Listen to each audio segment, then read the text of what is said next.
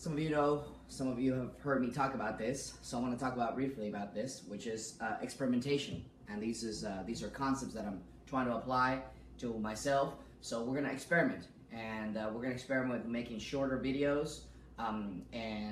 This one is particularly wasn't scheduled. I just kind of threw it out there, but I wanted to talk about this.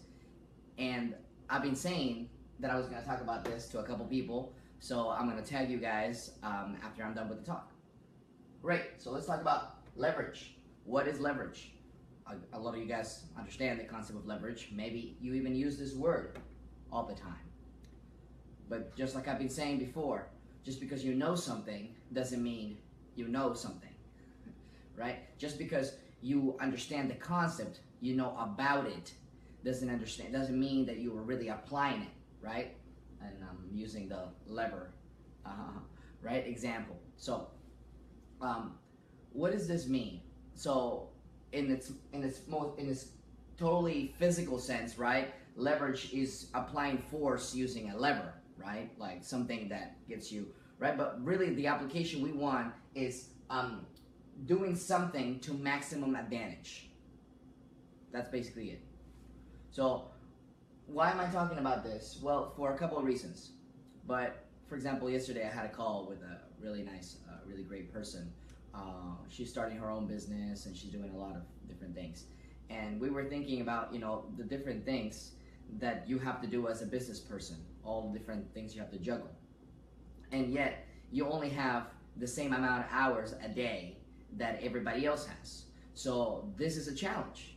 Needless to say, sometimes you find yourself not having enough time to do. Maybe you find yourself not having enough time to do the things that you want to do. So this is very important. I heard this in a talk. I can't remember where, but this was a cool example. So and it was talking about this. So I'm going to share that with you guys. So let's say the guy was saying, let's say you wanna build a house, right? You want to build a house, but before you build a house, you have to have a foundation, right? That's the foundation. Let's suppose that's the foundation. No, there's the corners, right? So you have to build the foundation, right? So you hire a guy. You hire a guy to come in, and here's the guy. And he's coming in and he's gonna build your foundation, right? There's nothing yet. It's just land. And so, 1 week goes by. This is a W. 2 weeks go by, 3 weeks go by, and you go and ask the guy, so what's going on with my house? How is it going? And the guy tells you, darn it, man, this is really hard work. My back really hurts. I'm really trying to do this, but it's not happening. And so you ask him, well, what's going on? Well, I'm trying to dig the holes for your foundation. And he has this fork. Right? You see him holding this fork. And he's in there, digging. And you're thinking, well, where's your bulldozer, right? You're expecting, this thing with on a guy here, and then the guy really should be here operating it, right? Here are the little levers he pulls to get this bulldozer in here going and digging the holes, right? So here, between these two people, that's leverage. It's the same person, but it's the application of force to maximum advantage. Okay, so this is the illustration, a fork versus a bulldozer. If you had to dig a hole, which one would you prefer? I think it's pretty clear, right? So, great. So let's talk about this real quick. I'm going to talk about just two concepts, and then that's it. Okay, no questions today or anything. Just two concepts. And if you watch me live, thank you. Hopefully the sound and everything is okay. I have an appointment, so I'm just decided to make a quick video. Okay, so here we go. The first concept is a concept that I'm trying to apply that I learned from one of my mentors. And it has to do, I guess, it doesn't really have a name, so to speak, but let's name it right now. World class versus good. Some people are good, some people are world class. But let's talk about world class and good athletes. So here's the concept one of my mentors gave me. He says, so do you know the difference between a world-class athlete and a good athlete? What he said was kind of surprising. He said the good athlete is paid to work, 6 days a week or whatever, 5, whatever. The world class is paid to take 1 day off.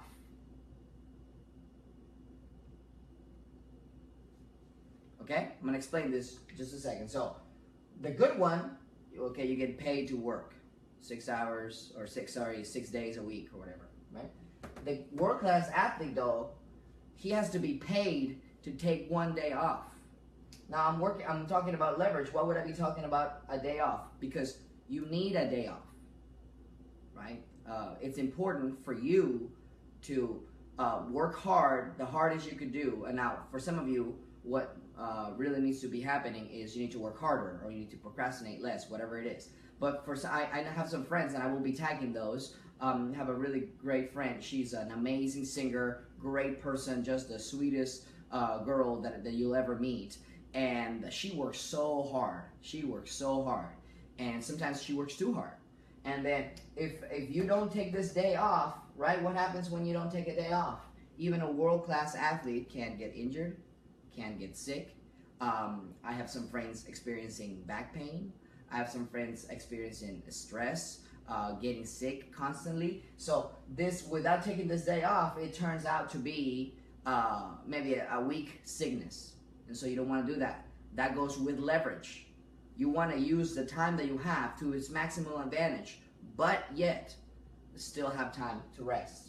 Okay? So there's the difference. World class gets paid to take 1 day off. Good gets paid to work 6 days. Different idea, right? Okay. Then last thing I want to talk about real quick. Let's see here. This concept of doing stuff. So when you only have, we all have 24 hours in each day. We sleep for 8 hours, so that gives us a total of 16 hours. Now think about this. Everybody in the world has the same amount of time. That's it. Nobody gets an extra hour or an extra pair of hands, or we'll talk about that. That's another thing in leverage. Maybe we could do a different a continuing talk on that, on the aspect of hiring. But this is sort of related because this is a concept also learned. Don't do anything below your pay grade.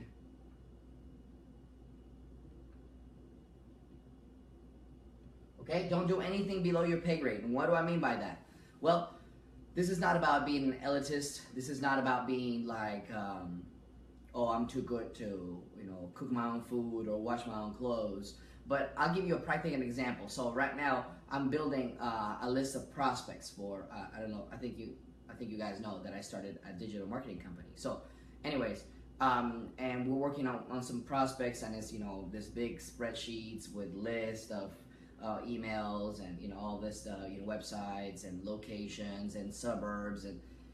And so this is a lot of work.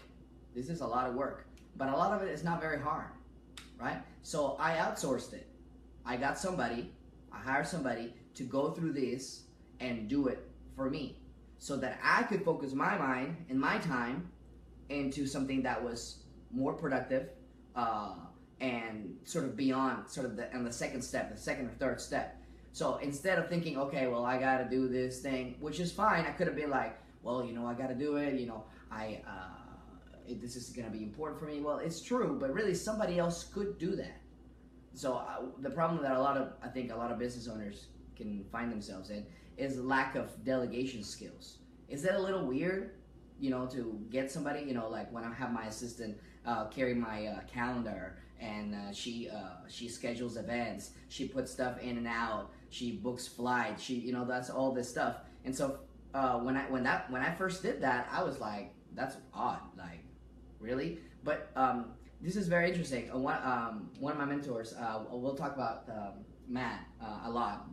He's gonna tag me. He's a great business guy from Lithuania and a good friend. And he said something really cool. He said, well, Gabe, if you hire somebody, are they gonna do 100% of good work? Like, you're gonna like what they're gonna do 100%? It's like you did it. Probably not, right? Even if they do like an amazing job, just taste and little things like that. Well, I don't like how you formatted this, or I don't like, we can always be picky with, and this is very dangerous, to be too picky with the people that we hire, and to be, nickel and diming and pick, nobody wants to work like that. It's like nothing that they ever do is good enough, because it might not be, because we're not doing it.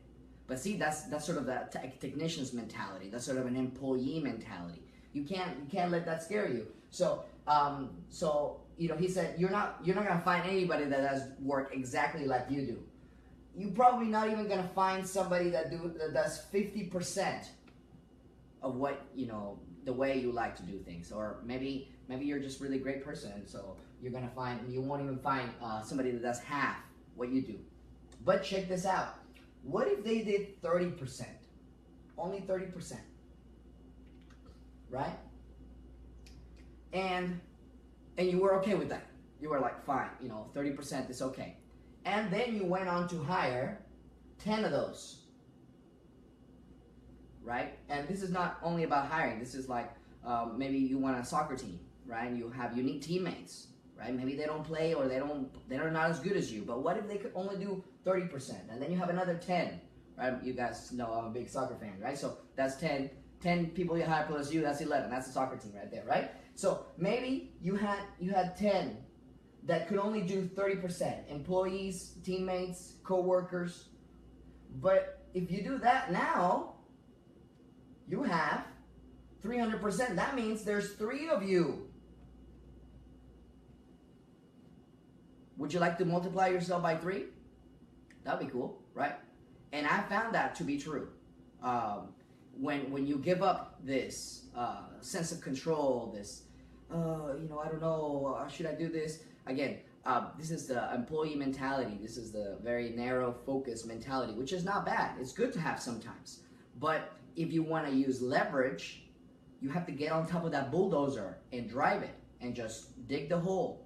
Instead of, well, I want to know how the dirt is going to fall in this way, and I really want to, have it. No, this is about leverage. This is about using your 16 hours that you have in the best possible way. Okay? Great. So, that's all I wanted to talk about. Leverage, using the bulldozer instead of the fork, right? Also, not getting paid to take one day off. That's very important. So, work very hard, but take that day off. Right? That's why you're getting paid, so to speak, because that will enhance, again, your leverage. You'll be able to do more. You won't be able to sustain very many days without a day off. And I've experienced that, and it's definitely something that I'm trying to put into practice. And then the next thing is use other people, right? So that you can identify those things that are more important to do, that you can move on, right? Don't do anything below your pay grade. If you can get somebody to do it, pay them to do it. Do the math.